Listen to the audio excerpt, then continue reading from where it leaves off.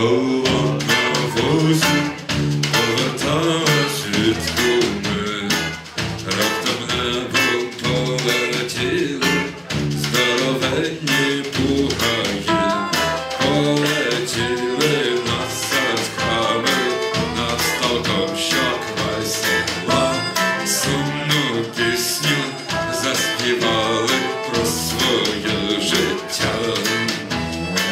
Із переляку всі собаки околіли у селі. Баба гепнулася з возу головою до землі, а вони собі летіли здоровенні бугаї. Сумно, сумно так співали, мабуть, від душі.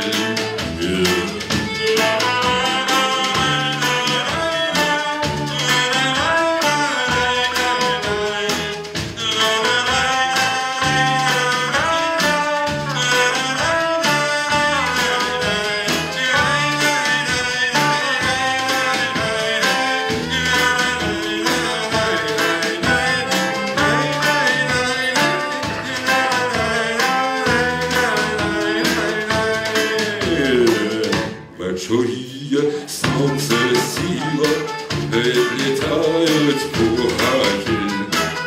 Баба ляснула